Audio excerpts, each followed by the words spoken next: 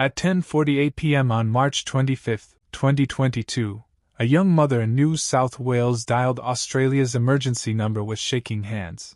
Her voice was calm, controlled, almost rehearsed, but beneath that calm was terror. She told the operator that her ex-boyfriend had broken into her home.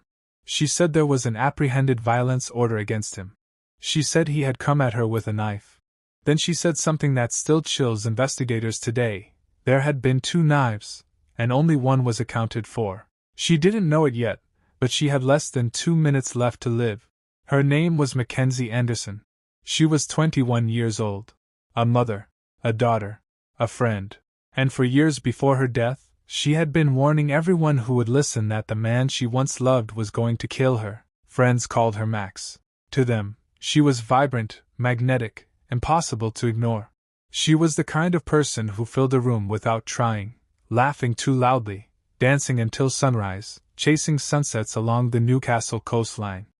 Her social media told the story of a young woman who loved life. Photos of beach days, late-night drives, messy smiles, and moments frozen in motion across TikTok, Facebook, and Instagram. But the most important images on her pages weren't about parties or travel. They were about her son. Mackenzie was a devoted mother to her 1-year-old boy. She called him her love bug, her caterpillar. Every post, every caption, every video radiated the same message. No matter what she had been through, this child was her reason to survive. Behind the bright photos, however, was a quieter truth. Since the age of 16, Mackenzie had struggled with methamphetamine addiction. It was a battle she didn't broadcast, one she fought mostly in silence. Addiction followed her into adulthood, shaping her choices, complicating her relationships, and leaving her vulnerable to people who knew how to exploit weakness. But when her son was born, something shifted. Mackenzie wanted out. She began trying to rebuild her life, seeking stability, distancing herself from chaos, dreaming of a future that didn't look like her past. Friends noticed the change.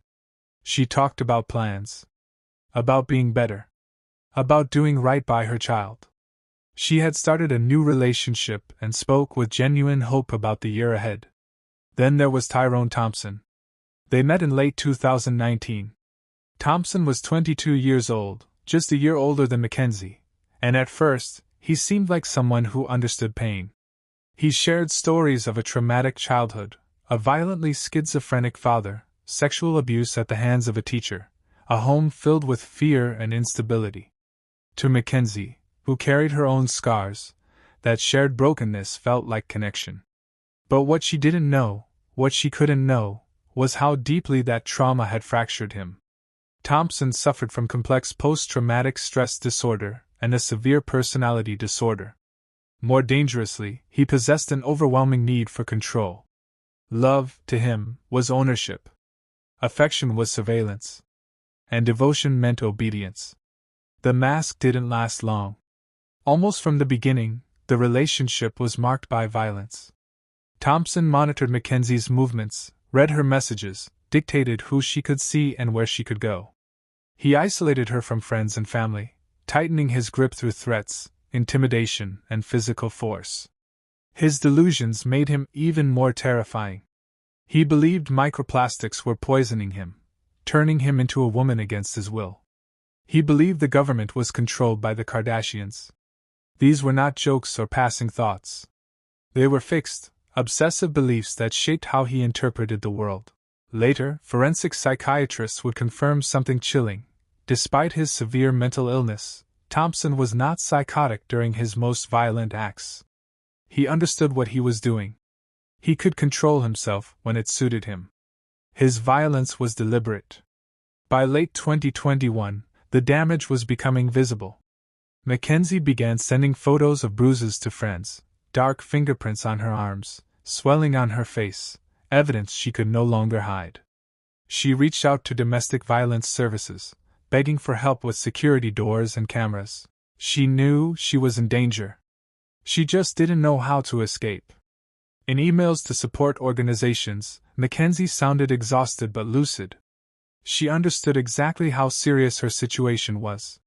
She was doing everything the system told her to do. And privately she told her friends the truth. With chilling certainty, she said Tyrone Thompson was going to kill her. She didn't cry when she said it. She didn't dramatize it. She stated it like a fact. Like something inevitable. In October 2021, Thompson was arrested. He was charged with assaulting Mackenzie, intimidating her, and damaging her property. The court sentenced him to a maximum of 10 months in prison. For the first time in months, Mackenzie could breathe. She took out an apprehended violence order, an AVO, designed to keep Thompson away from her and her home. On paper, she was protected. But paper has never stopped a man like Tyrone Thompson. During his incarceration, something happened that should have raised alarms. Thompson appealed his sentence, and his non-parole period was reduced, from 5 months to just 4 months and 2 weeks. That decision would prove fatal. Prison didn't rehabilitate him. It didn't calm him. It didn't give him insight. It gave him time. Time to obsess. Time to plan. Time to convince himself that Mackenzie belonged to him. Inside prison, Thompson earned a reputation as volatile and dangerous. His violence extended beyond intimate partners. Anyone who challenged him became a target. As his release date approached, Mackenzie's fear intensified. She knew the AVO meant nothing to a man who had never respected rules. She had seen his disregard for law, for authority, for human life. On March 9, 2022, Tyrone Thompson walked out of prison. That day marked the beginning of Mackenzie Anderson's final countdown. Within hours of his release, Thompson violated his parole and the AVO by calling her. His message was both chilling and familiar. He told her he loved her. He told her he was coming for her. Love, in his mind, was a threat. When she blocked him, he created new social media accounts. When those were blocked, he contacted people connected to her new partner. He hunted for information. For access. For control. This wasn't impulsive. It was methodical.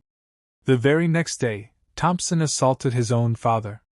Despite this clear escalation and multiple breaches, he was granted conditional bail. Over the following days, Thompson breached the AVO 8 separate times. 8 warnings. 8 chances to intervene. 8 failures. For 6 days, Mackenzie remained in dangerous proximity to the man she feared most. To outsiders, it may have looked like reconciliation. In reality, it was survival. She was managing his moods, placating his rage, trying to keep herself and her son alive. She continued telling friends the same thing. He is going to kill me. On March 24th, one day before her death, Thompson breached the AVO again. No one stopped him. March 25th, 2022 began like any other day. That afternoon, Mackenzie, Thompson, and a male friend gathered at her unit on Crebert Street in Mayfield. They drank. They talked. The tension was constant. After just 2 drinks, Thompson's mood shifted. He became emotional. Accusatory. He told Mackenzie she didn't appreciate him. That he loved her more than anyone ever would. These were not expressions of love. They were warnings. Mackenzie asked him to leave. He refused. She texted her friend 3 words that said everything: "Don't leave me alone with him." Then Thompson began moving knives. Slowly. Deliberately. He placed a large blade on the counter, where everyone could see it.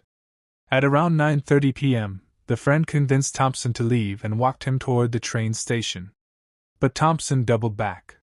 He climbed a ladder to Mackenzie's second-floor balcony and broke in while she slept. She woke to find him in her bedroom, using her phone. He was forced out again. At 10:40 p.m., Mackenzie called emergency services. 8 minutes later, she sent her final text: "He's back." Between 10:48 and 10:50 p.m., Tyrone Thompson stabbed Mackenzie Anderson 78 times. 1 knife snapped from the force. Neighbors heard screams. A witness saw Thompson standing over her in silence. Mackenzie fought. She tried to escape. She didn't survive. Police arrived to find her outside the unit, a broken knife handle on her chest. Her son was there, covered in blood, physically unharmed. Mackenzie Anderson was dead. Thompson was arrested without remorse. For 3 years, he denied responsibility. 1 week before trial, he pleaded guilty. On May 2, 2025, he was sentenced to 22 years and 6 months, with a non-parole period of 15 years and 6 months. Her family called it an insult. Her mother turned grief into law. And because of Mackenzie Anderson, Australia changed forever.